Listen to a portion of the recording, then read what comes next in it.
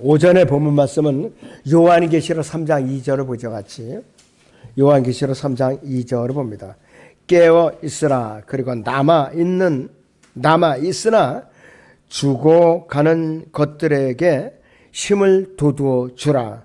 나는 네 행위가 하나님 앞에 온전함을 발견치 못하였느니 그랬습니다. 3절까지 읽죠. 그러므로 내가 어떻게 받았으며 또 어떻게 들었는지 기억하고 굳게 지켜 회개하라. 만일 내가 깨어 있지 아니하면 내가 도둑같이 내게 임하리니 어느 때 너에게 올 것인지 내가 알지 못하리라 그랬습니다. 설교 주제는 깨어 있으라입니다. 그리스도인들은요, 자기 관리를 잘해야 돼요. 세상은 그리스도인들을 항상 주시하고 있어요. 우리가 무엇을 하든 항상 우리는 세상에서 비판의 대상이 되고 있어요. 비판의 대상이 되고 있어요. 그리고 그들은 우리 잘못이나 실수를 가만두질 않아요. 어떻게든지 꼬투리 잡아갖고 바로 공격을 하고 비판하고 그래요. 자, 주 예수 그리스도를 믿고 구원받은 하나님의 자녀들인 우리는 만물을 창조하신 창조주 하나님과 함께 살고 있다는 사실을 잠시도 잊어서는 안 돼요. 우리의 죄를 용서해 주신 위대하신 하나님, 영원한 생명을 우리에게 주신 전능하신 하나님, 정결한 삶을 살도록 우리를 의롭게 하신 또 거룩하신 그 하나님을 내 마음속에 모시고 사는 큰 영광을 갖게 해주신 하나님께 모든 감사와 찬양을 드리는데 인색해서는 안 돼요. 인색해서는 안 돼요. 결코 우리는 하나님을 잠시로 잊어서는 안 돼요. 우리는 생명의 주인이신 그분을 성령으로 여러분의 몸 안에 모시고 살아가고 있기 때문입니다. 하나님께서는 우리를 지키고 계실 뿐만 아니라 우리를 24시간 1년 내내 눈동자같이 지켜보고 계셔요.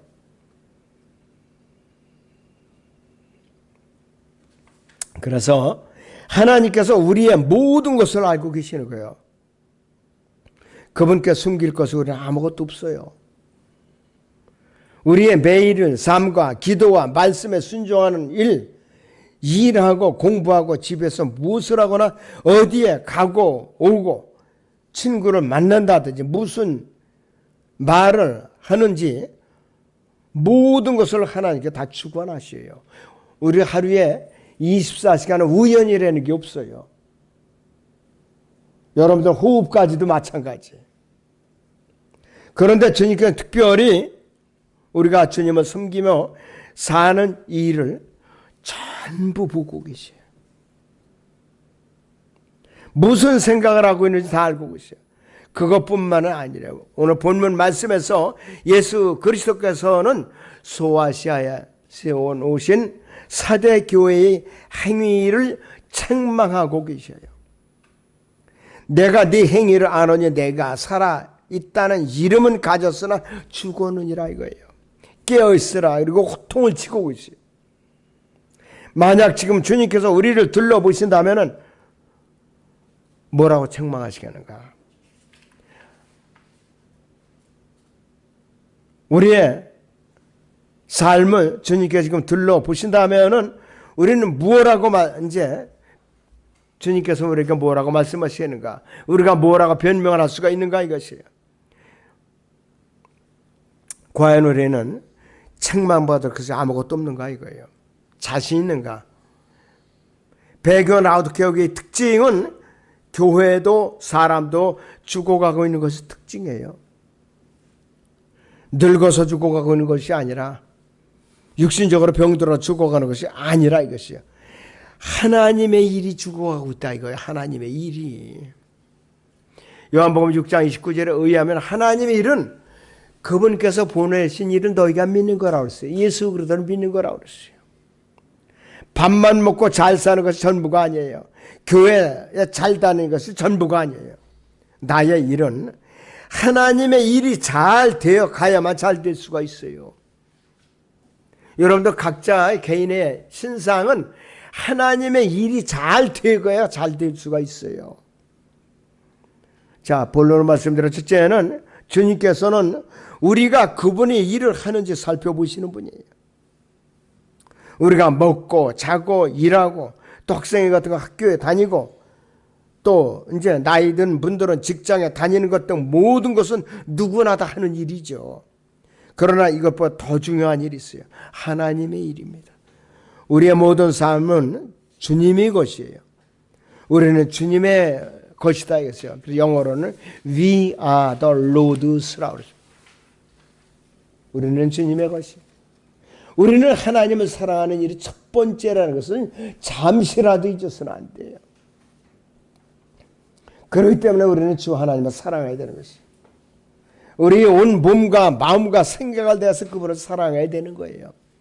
사도 바울은 제자들에게 일찌감치 이렇게 명령을 했어요. 마태복음 거기 22장 37절 39절을 같이 보시면은 예수께서 그에게 말씀하시기를 너는 네 마음을 다하고 혼을 다하고 생각을 다하여 주 너희 하나님을 사랑하라. 이것이 첫째의 큰 계명이니라. 둘째는 이와 같은 네 이웃을 네 자신과 같이 사랑하라. 율법을 구약의 율법을 두 가지로 요약을 했어요. 네 마음을 다하고 혼을 다하고 생각을 다하여 주 너희 하나님을 사랑하라. 첫 번째고 두 번째는 네 이웃을 네 자신과 같이 사랑하라. 구약의 율법은요, 랍비들이 정해놓은 전통까지 해서 600가지가 넘어요. 절대로 지킬 수가 없어요.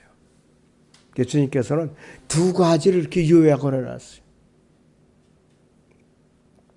우리의 하루 일과의 모든 일정, 밥을 챙겨 먹는다든지 또 쉰다든지 출산해서 아이들을 양육하는 것, 온갖 걱정을 하는 것 등 운동을 하고 잠을 자는 일 등 모든 것이 주님의 것이에요. 여러분들 잠자는 것도 주님의 그 일과 중에 하나 들어간 거예요. 주님의 일이 하나예요. 여러분들 잠자는 것도. 그러니까 그리스도인들이 불면증에 지독하게 시달리는 것도 엄격하게 말하면 주님의 영광을 가리는 겁니다. 그 자체도 뭔가 원인이 있어야 돼. 빨리 찾아서 잠을 잘 자야 되죠. 또 내가 부주의로 인해서 질병으로 시달리는 것도 주님의 영광을 가리는 거예요. 왜? 우리는 주님의 성전이기 때문에 그렇다 이것이. 자, 주 예수 그리스도께서는 우리 교회에서 그분께서 보내주신 성도들이 하나님의 일을 불평없이 잘 수행하고 있는지를 보고 계셔요. 지금도 이 순간에도 보고 계셔요. 자, 주 예수 그리스도께서는 우리가 무엇을 해야 하는지 2000년 전에 명령하셨어요. 이미. 마태복음 28장 19절 20절을 같이 보셔요. 그러므로 너희는 가서 모든 민족들을 가르치고 아버지와 아들과 성령 이름으로 침 내려주며 내가 너희에게 명령한 모든 것을 가르쳐 지키게 하라. 보라 내가 세상 끝까지 너희와 항상 함께 있으리라고 명령하셨어요. 그 당시에는 예수님만 침례를 베푸는 것이 아니에요. 예수님은 침례를 베푸신 적이 없어요. 제자들이 베풀었어요. 제자들이. 빌립 집사 같은 사람이. 사도 바울 같은 경우에는 침례가 목적이 아니라 복음을 전하는 것이 첫째 목적이었어요.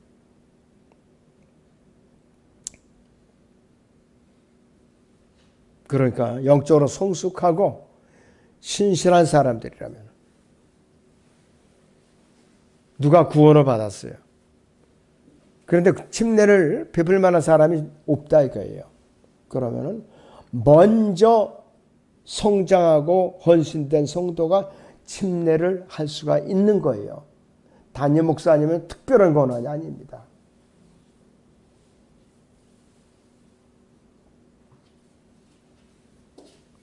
이와 같은 명령은 바로 우리에게 주어진 의무이고 복음을 전하고 가르치고 하나님을 섬기고 세상 끝까지 주님께서 함께 하시겠다고 약속을 하셨죠. 또 한 가지 그분의 일은 성경의 예언을 알리는 거예요. 그래서 우리는 세대적 진리에 능숙해야 돼요. 더 나아가서 향상된 계시에 익숙해져야만 된다 이것이. 시대를 잘 구분해야 된다 이거예요. 주의 재림을 알리라고 하셨어요. 이것이 우리 그리스도인의 복된 소망인데 우리를 구원해 주시고 영원한 생명을 주신 우리 주 예수 그리스도 지금 셋째 하늘에 하나님의 보좌 오른편에 앉아 계시요. 어떤 역할을 하느냐? 우리를 위해 중보자로 계셔요. 변호인으로 계셔요. 우리가 자백할 때마다 천사들을 통하여 우리 기도가 하나님께 상달이 돼요. 그러면 예수 그리스도께는 변호를 하시요. 마귀는 정죄를 한다 이거예요. 그렇기 때문에 거룩한 그분께서는 속죄의 제사장 역할을 하고 계십니다. 이 세 가지 역할을 하고 계시는 거예요. 자, 주 예수 그리스도께서는 몸의 구속을 받지 못한 우리 성도들을 위해서 아주 위대한 약속을 하고 올라갔어요. 거기 요한복음 14장 2절 3절을 같이 보셔요. 내 아버지 집에는 많은 저택들이 있느니라. many mansions 그랬어요. 그렇지 않으면 내가 너희를 위하여 말하였으리라. 나는 너희를 위하여 초소를 마련하노라. 내가 가서 너희를 위하여 초소를 마련하면 다시 와서 너희를 내게로 영접하여 내가 있는 그곳에 너희도 있게 하리라 그랬어요. 우리는 이 말씀을 항상 마음에 새겨둬야 돼요.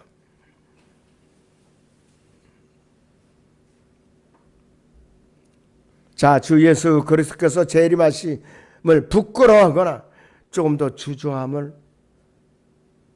느껴서는 안 되는 거예요.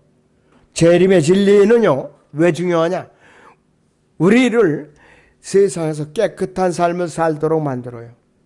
힘을 줘. 왜? 그리스도의 심판석 앞에 모든 것을 다 낱낱이 고백하고 심판을 받아야 되니까. 주님께서 다시 오시면 우리 모두는 그분 앞에 서서 우리가 행한 일에 대한 심판을 받게 돼 있어요. 어떤 사람은 칭찬을 받을 것이고 어떤 사람은 책망을 받을 것이에요. 또 교회와 성도인 우리가 지켜야 할 모든 것이 다 또 성경에 기록이 돼 있잖아요. 다 기록이 돼 있다 이거예요. 자, 두 번째는 주님께서는 우리가 열심히 일하고 있는지 살펴보시는 분이에요. 눈에 보이지 않는 하나이시면은 일거수일투족을 다 살펴보세요. 초대교회 당시에 사대교회는 죽어가고 있었어요. 열심도 없었고 소수만이 일하고 있었고 힘이 없었어요. 그리스도인이 해야 할 일은 세상에 빛과 소금이 되어야 된다 이거예요. 빛을 비춰야 우리 교회가 무엇이고 어떤 일을 하는지 알도록 늘 살아서 움직여야 된다 이것이. 그래서 성령의 인도하심을 따를 때에만 모든 사람에게 빛과 소금의 역할을 할 수가 있는 것이에요. 자, 요한계시록 3장 봅니다. 다시 1절에서 2절을 보죠. 요한계시록 3장 1절에서 2절로 다시 보겠습니다. 사대 교회의 천사에게 편지하라. 하나님의 일곱 영과 일곱을 가지신 일곱 뼈를 가지신 분이 이 일들을 말씀하시느니라. 내가 네 행위를 안하니 네가 살아있다는 이름을 가졌으나 죽었느니라 그랬습니다. 깨어있으라. 그리고 남아있으나 죽어가는 것들에게 힘을 돋워주라. 나는 네 행위가 하나님 앞에 온전함을 발견치 못하였느니 그랬어요.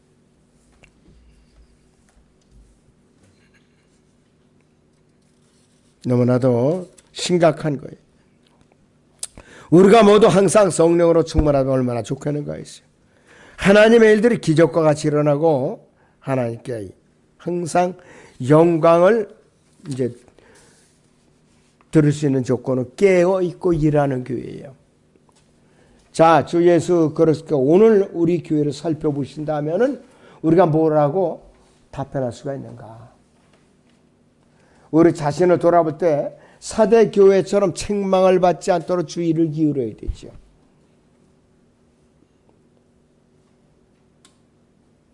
주님을 증거하기에는커녕 오히려 아예 기도조차 하지 않는다면 이건 보통 문제가 아니에요. 광고 시간에 제가 여러분께 싫은 소리 좀 했어요. 왜? 우리 교회 기도 제목에 누구누구 이렇게 기도 구원받을 사람, 누구누구 이렇게 또 출석해야 될 사람, 누구누구 이렇게 질병을 회복을 받아야 될 사람들 올라 있어요. 근데 그들 이름조차 기억을 못한다면 이거 큰 문제예요. 보통 문제가 아니야 이것은. 구태의연하게 기도 제목을 버리고 갔었어요. 오늘부터 그러면 안 됩니다, 여러분들. 정말로 깨어있어야 돼요. 사도교회같이 호된 책망을 받아요. 여기 기도 제목 올려놓은 분들 여러분들 머릿속에 이름 석자 꽉 차 있어야 돼요. 그러면서 빠짐없이 기도해야 돼요, 여러분들.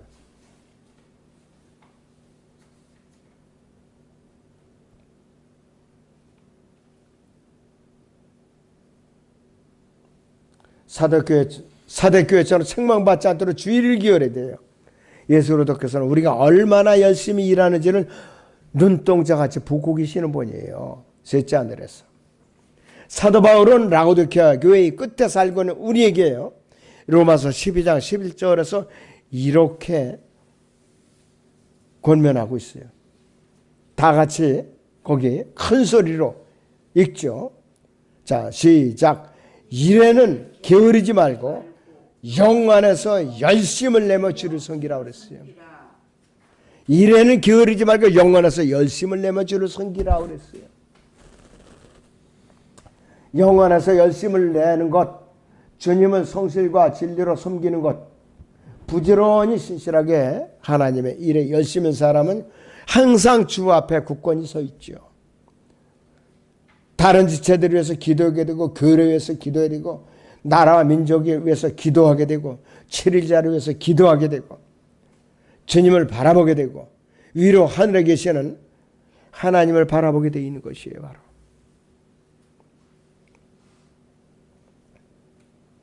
세 번째, 이 교회는 늘 깨어 있어야 돼요. 교회가 깨어 있지 않으면 주님으로부터 호된 책망을 받지요. 아까 본문 읽었듯이 요한계시록 3장 2절에 3절을 다시 보면 깨어 있으라. 그리고 남아 있으나 죽어가는 것들에게 힘을 돋워주라.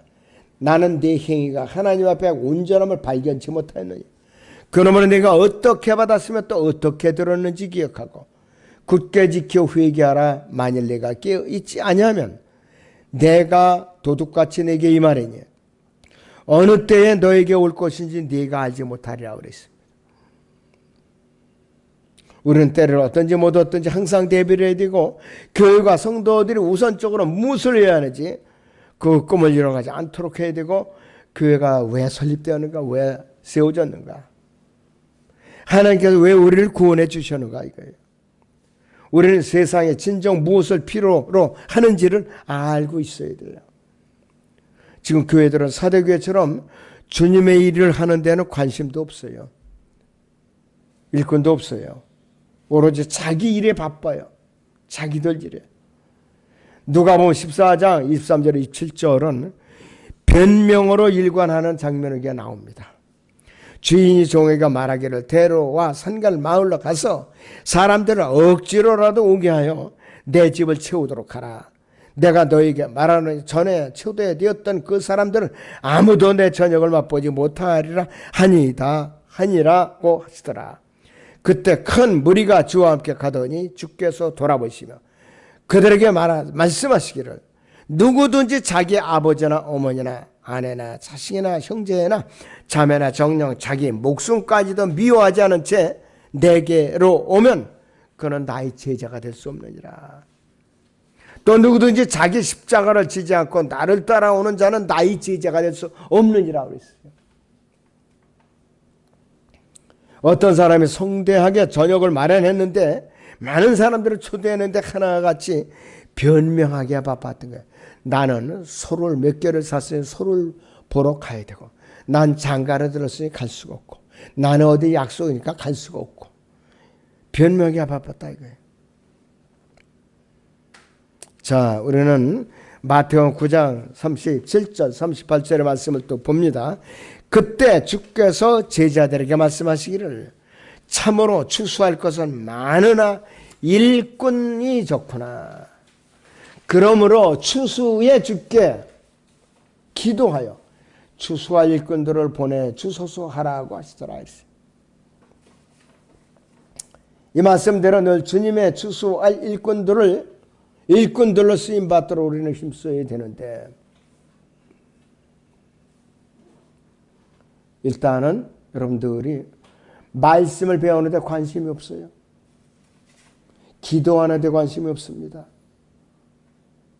적극적으로 예배드리는데 또 예배드리는데 관심이 없고,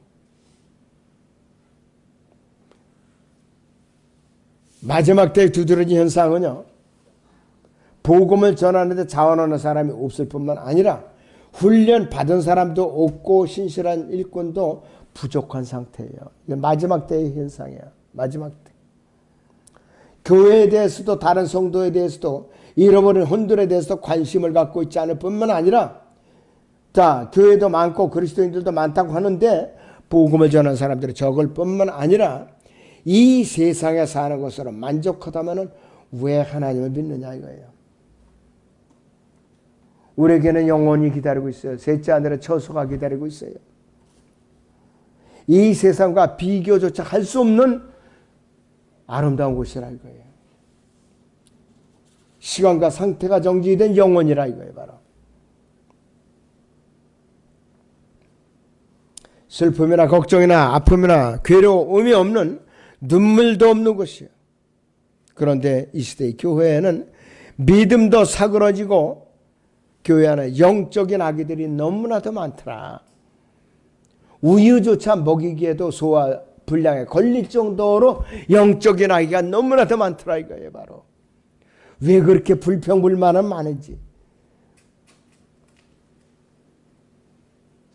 그리고 너무 쓴뿌리들을 많이 갖고 있으면 안 돼요. 자기 자신을 위해서, 기도응답을 받기 위해서 빨리빨리 내려놔야 됩니다.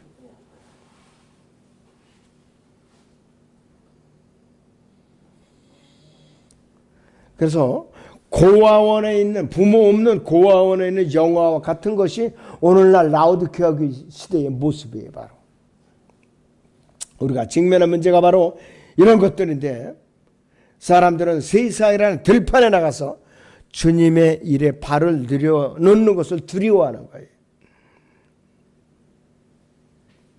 계속 사대교회 같은 상태에 머물러서는 안 되고 라오디게아 교회 같은 배교의 늪에서 우리를 과감하게 벗어나야 됩니다. 우리는 하나님의 일에 손을 떼어서는 절대로 안 되고, 구원받지 못하는 혼을 향한 연민과 갈망으로 마음의 초점이 언제든지 맞춰져 있어야 되지. 자, 주 예수 그리스도께서는 죄인들을 가엾게 여기셨죠. 연민의 정을 가지셨죠. 자, 우리 스스로 하나님의 말씀으로도 성숙되어야 할 뿐만 아니라 교회에 영적으로 죽어가는 자들을 우리는 돌보아서 재생활시켜야 돼요. 소생활시켜야 된다. 자, 주 예수 그리스도의 갈보리 십자가 사건 직후에 베드로를 비롯한 제자들이 주위의 일에 손을 떼고 모두 고기를 잡으러 가버리고 말았어요. 고기를 잡으러. 베드로가 나는 고기를 잡으러 가겠다니까 다른 제자들 덩달아서 고기를 잡으러 가버렸어요. 그런데 부활하신 예수님께서 베드로가 갈릴리호수에 그물을 던졌어요. 밤새도록 한 마리도 못 잡은 거예요. 그러니까 예수님께서 오셔, 부활하신 예수께서 뭐라고 말씀하시나? 그물을 깊은 곳에 던지라고 그랬어요. 그러니까 베드로가 뭐라고 그랬어요? 밤새도록 라비어, 제가 밤새도록 한 마리도 못 잡았습니다. 그러나 선생님의 명령에 의지해서 그물을 던지겠나이다 그랬어요. 베드로는 부활하신 예수님인지도 몰랐던 거예요. 그런데 금요일이 찢어졌죠. 다른 친구들이 배까지 와서 끌어올렸어요. 그때서야 베드로가 저는 죄인이어서 저를 떠나시옵소서 이렇게 부르짖었던 것이에요. 자, 주 예수 그리스도께서는 이들에게 다시 열정을 불러 일으켜 주셨어요.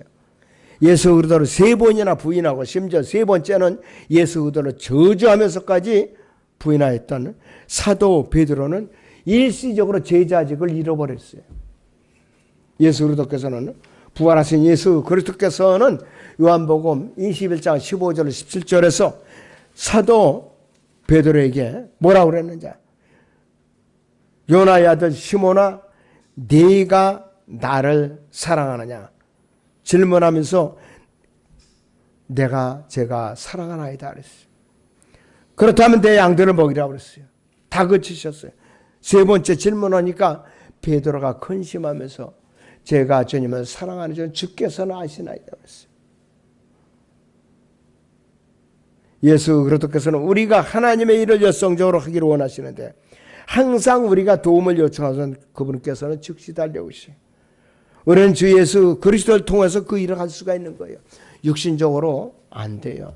개인적인 노력으로 안 됩니다. 자, 결론적으로요. 교회는 누가 지켜야 되는가? 바로 자기가 출석해서 소속되어 섬기고 있는 교회 성도들 자신이에요. 다른 사람들이 지켜주는 게 아니에요. 영원해서 열심을 내어 주를 섬겨야 되는 것이.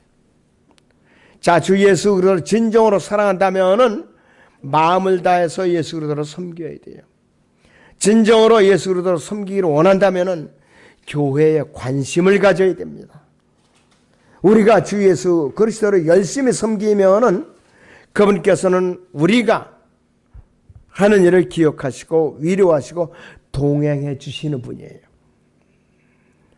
사도 바울은 그 육신적으로 말썽이 많았고 문제가 들끓었던 고린도 교회를 향해서 뭐라고 격려를 했는가? 고린도서 15장 58절에서 이렇게 격려를 하고 있습니다. 자, 거기 다 같이 큰 소리로 읽습니다.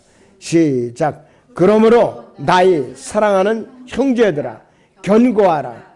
흔들리지 말라. 항상 주의 일을 넘치게 하라. 이는 너희의 수고가 주 안에서 헛되지 아니한 줄을 너희가 알미지라. 이렇게 격려하고 있어요. 지금도 이렇게 격려하고 있어요. 그러니까 우리가 낙심하는 것은 마귀가 주는 도구예요. 절대로 낙심하면 안 돼요. 자, 기도하겠습니다.